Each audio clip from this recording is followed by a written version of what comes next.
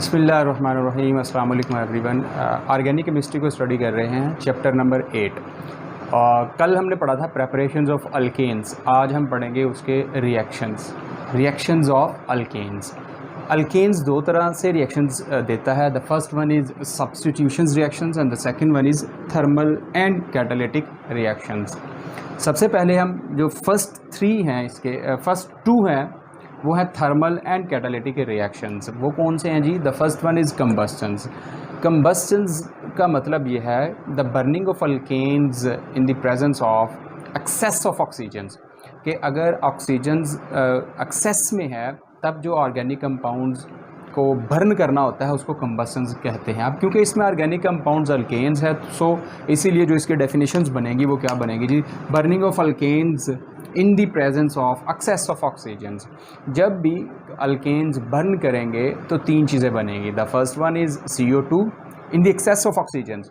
CO2, water और heat release होगी। जैसे ये रिएक्शंस है जी, मीथेन को बर्न करें in the presence of excess of oxygens, we will have CO2, water और 891 किलो जूल पर मोल हीट एनर्जी रिलीज़ होगी। क्योंकि यहाँ रिलीज़ हो रही, इसलिए ये जो रिएक्शंस कहलाएगा वो एक्सोथर्मिक रिएक्शंस कहलाता है। अब यहाँ पर बड़ा ही इंपॉर्टेंट एक कॉन्सेप्ट है कि अगर यहाँ पर मैं 2 मोल कर दूँ तो हीट क्या इतनी ही रहेगी? नहीं, हीट बिकम्स डबल्स मीथेन के, क्योंकि यहाँ पे 1 मोल है इसलिए 891 किलो जूल पर मोल एनर्जी रिलीज़ हो रही है। अब अगर मैं यहाँ मीथेन को रिप्लेस करूँ ईथेन के साथ, तो यहाँ पर जो कॉन्सेप्ट है वो ये है कि एनर्जी डबल नहीं होगी, एनर्जी इंक्रीज़ हो सकती है, क्योंकि यहाँ पर हम नंबर ऑफ़ कार्बन एटम्स को इंक्रीज़ कर रहे हैं। इथेन में 2 नंबर ऑफ़ कार्बन एटम्स होते हैं, उसके अकॉर्डिंगली देखा जाए तो हीट इंक्रीज़ तो ज़रूर होगी, लेकिन डबल होना ये मुश्किल है। अच्छा, इसका जो यूजेस है, ये जो हीट रिलीज़ होती है इसको हम यूज़ करते हैं to run the heat engines. ये इसका एक छोटा सा यूज़ लिखा हुआ है बुक में। Second reaction is oxidations. अब ऑक्सीडेशंस को आगे दो तरह से डिवाइड किया गया है। The first reaction is incomplete combustions. Incomplete combustions वहाँ होती है जहाँ पर हम ऑक्सीजन्स की जो मिकदार है वो लिमिटेड रखें। तो उस केस में जब भी ऑक्सीजन्स की मिकदार को लिमिटेड रखा जाएगा तो प्रोडक्ट में हमेशा CO बनेगा। CO2 की मुकाबले में CO बनता है, कार्बन मोनोऑक्साइड गैस, वाटर और कार्बन ब्लैक। जैसे इसमें देखें मीथेन को बर्न किया, उसकी ऑक्सीडेशंस की है हमने लिमिटेड सप्लाई ऑफ ऑक्सीजन्स में, तो हमारे पास कार्बन मोनोऑक्साइड, वाटर और कार्बन ब्लैक मिलता है यहाँ पर। सेकेंड रिएक्शन है ऑक्सीडेशंस का catalytic oxidations. The additions this type of oxidations occur in the presence of any catalyst. अब फॉर एग्जाम्पल इसमें देखें, अगर मीथेन की ऑक्सीडेशंस की जाए in the presence of copper and 400 से 400 डिग्री सेंटीग्रेड 200 ATM प्रेशर्स, इस कंडीशंस पर मीथेन की ऑक्सीडेशंस करने से क्या बनता है? मैथानॉल। अगर मैं मैथानॉल की ऑक्सीडेशंस करूं तो बनेगा मैथानल, और अगर मैथानल की ऑक्सीडेशंस की जाए तो मैथानोइक एसिड। अब एट दी एंड अगर मैं मैथानोइक एसिड की ऑक्सीडेशंस करूंगा तो हमारे पास CO2 और वाटर मिलता है, लेकिन यहाँ पर जो कंडीशंस है वो सेम रहती है। इसीलिए यहाँ से बड़ा ही इंपॉर्टेंट क्वेश्चन पूछा जाता है, convert methane into methanoic acid, you can follow these steps. अच्छा, इसका भी यूजेस है। इसमें जो फैटी एसिड्स हमें मिलता है उसको हम यूज़ करते हैं इन soap and vegetable oil industries. ये था catalytic oxidation. The third reaction is nitration and this one is a substitution reaction. Substitution reactions उन रिएक्शंस को बोला जाता है जिसमें अगर एक ग्रुप रिमूव हो रहा है तो उसको रिप्लेस करने के लिए दूसरा ग्रुप वही पोजीशंस पर अटैच किया जाता है, उसको बोलते हैं सब्स्टिट्यूशन रिएक्शंस। अब नाइट्रेशन की डेफिनेशन क्या होगी? The addition of nitro group in alkanes, it is a substitution reaction. जैसे यहाँ पर मीथेन है और मीथेन का रिएक्शंस करवाएं HNO3 के साथ under 400 to 500 degree temperature, we will get nitromethane and water. अब मैंने आप समझाने के लिए इसको ज़रा ब्रेक डाउन करके लिखा है कि जो CH4 है उसको CH3 और H और नाइट्रिक एसिड को H और N2 की फॉर्म में लिखा है। ये देखें, यहाँ से ये हाइड्रोजन और HO मिलकर वाटर बनाएंगे, बाकी या मीथेन जहाँ से हाइड्रोजन को रिमूव किया है वहाँ पर NO2 को रिप्लेस कर देंगे। So we will have nitro methane. अब इस रिएक्शंस का भी यूज़ है कि जो नाइट्रो अल्केन्स बनेंगे इस नाइट्रेशन से, उनको हम यूज़ करते हैं एज ए फ्यूल, सॉल्वेंट और ऑर्गेनिक सिंथेसिस के लिए इनको यूज़ किया जाता है। The last reaction which is very very important, it halogenation reactions. अब halogenation reactions again additions of halogen group in alkanes, या it is a replacement of hydrogen with halogens, कि halogens को आप replace कर सकते हैं, जहाँ पर हाइड्रोजन होगा उस जगह पर हम halogens को लिख सकते हैं। अब ये भी सब्स्टिट्यूशन रिएक्शंस हैं, क्यों? क्योंकि हम अल्केन में हाइड्रोजन को रिप्लेस करेंगे विद हैलोजेंस के साथ। अब हैलोजेंस है कौन कौन से? Fluorine, chlorine, bromine, iodine. अब इनकी जो ऑर्डर ऑफ रिएक्टिविटी है, this one is very important. Fluorine reactions violent होता है फ्लोरीन का, और आयोडीन का जो रिएक्शन होगा वो टू स्लो होगा, जबकि क्लोरीन और बोरोमीन का जो रिएक्शंस होते हैं वो मॉडरेट होते हैं। इसीलिए we will love to react chlorine and bromine with alkanes.